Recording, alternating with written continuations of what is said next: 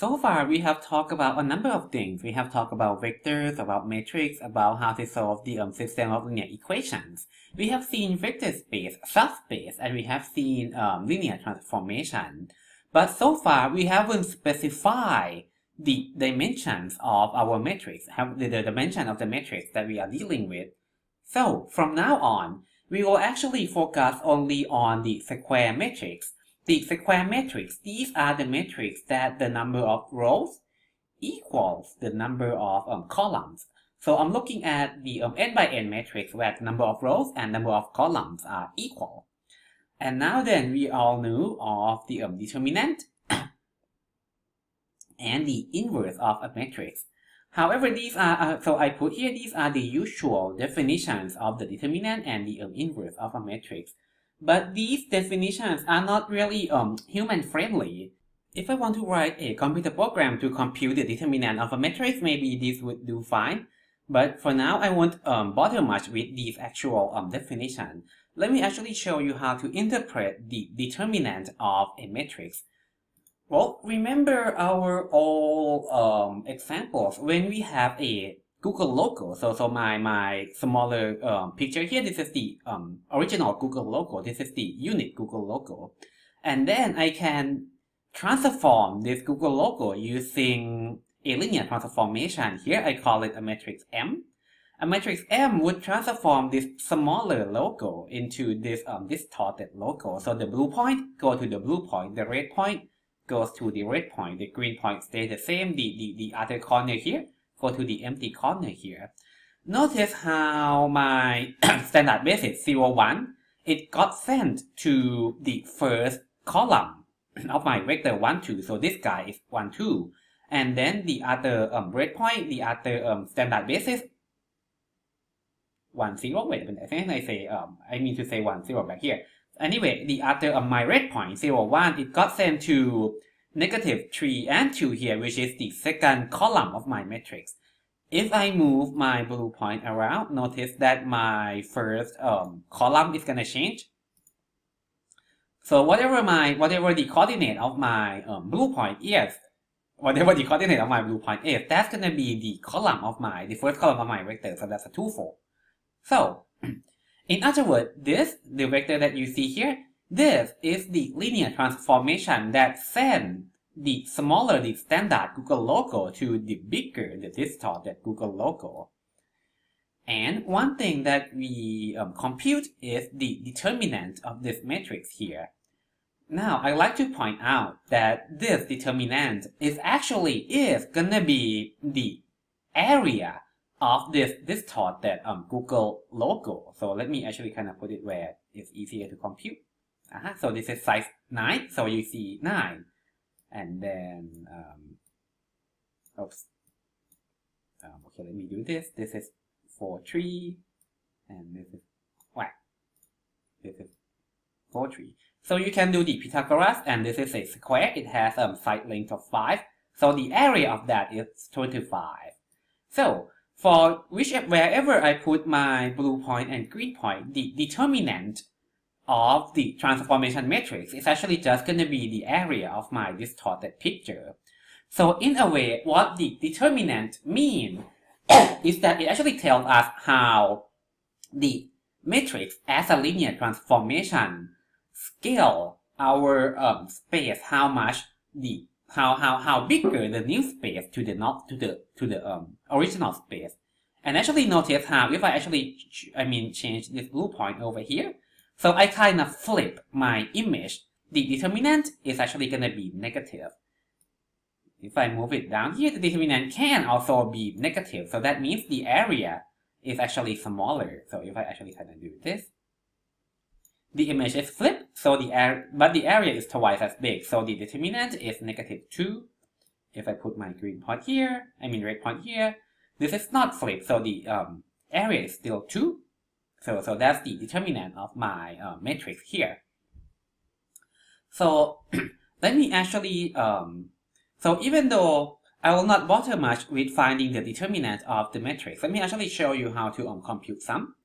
If the matrix is just a 1 by 1 matrix, then the determinant is just going to be the value of that matrix.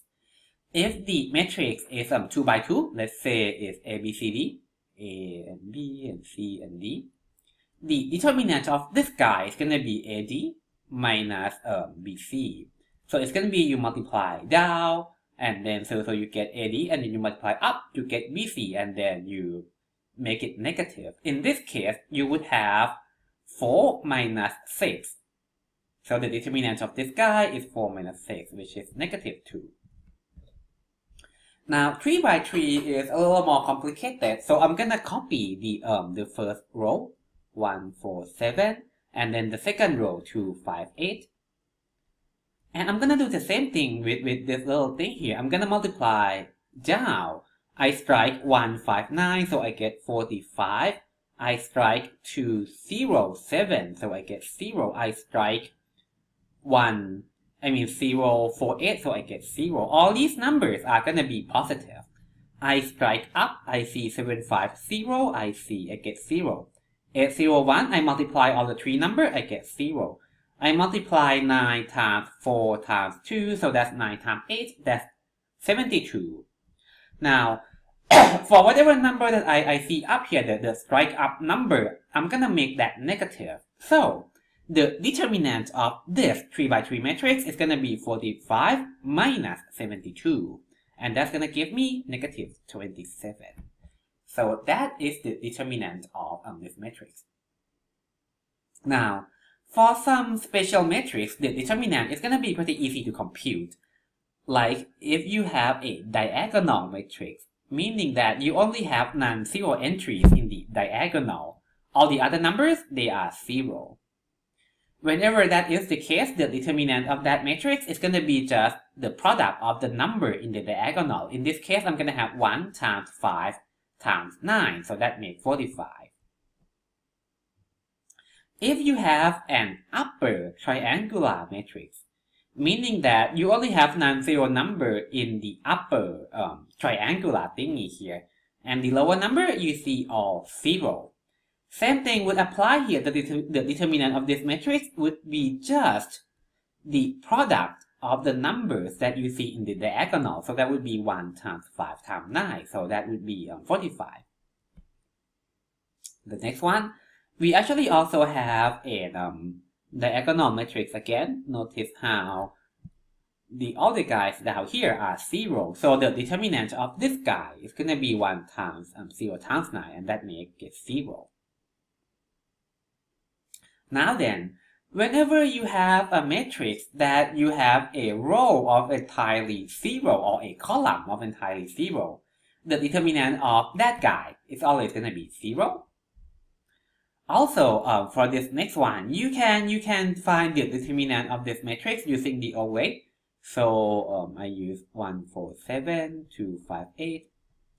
You can do the old thing, just strike down number and find the product of the three numbers, strike up number, and find the product of the three numbers, and then subtract each of the three upper guy from the sum of the three lower guy, and that will give you the determinant.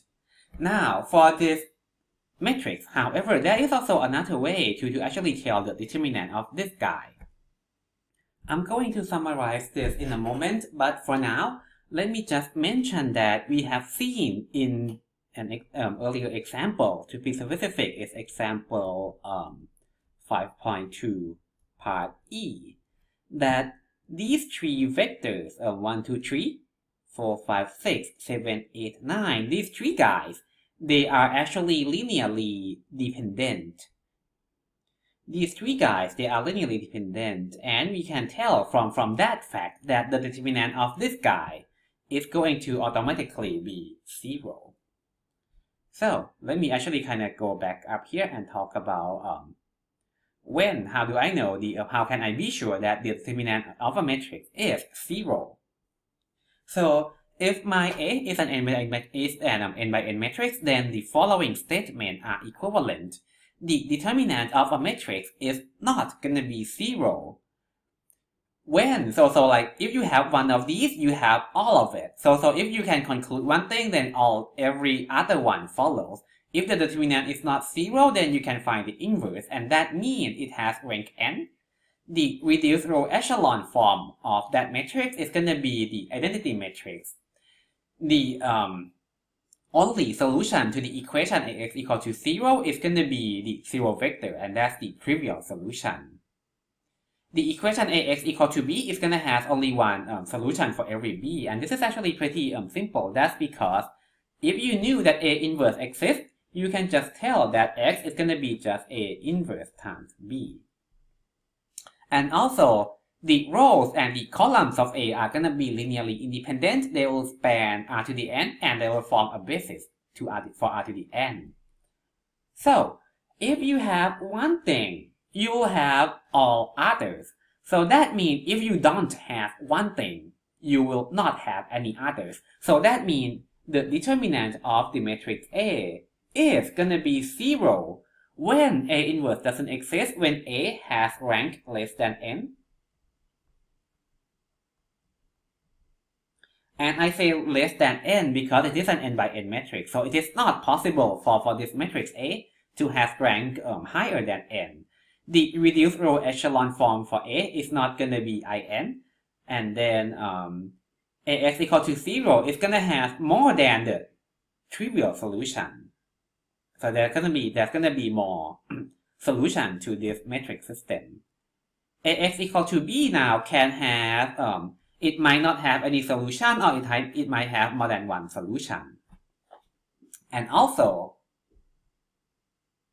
the rows and columns of A, the rows and columns of A are not going to be linearly independent.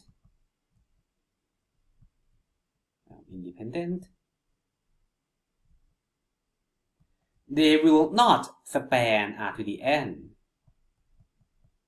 and they will not be a basis for R to the n.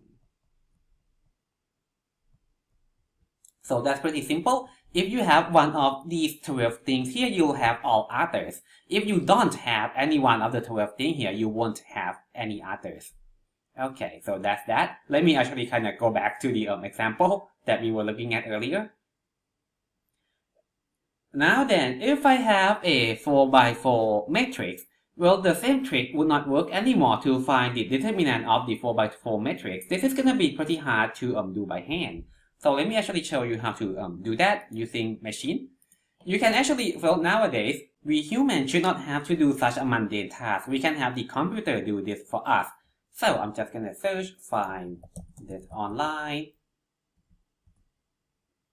And you can use like a bunch of these. You can use like a standard commercial program to find the determinant of a matrix, or you can actually just Google it and find the determinant from the website.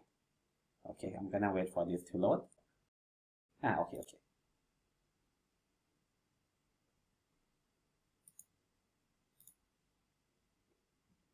So I just put in my number, and this will compute the determinant for us. Let me actually do this in the Wolfram Alpha for now. So I'm just gonna ask the website to find the determinant of the matrix that the problem gave us. So these are the numbers that we see. So this is how Wolfram understands matrix. Okay. And in just a mere seconds, the website tell me that the determinant is 57. So that's the determinant of this guy here.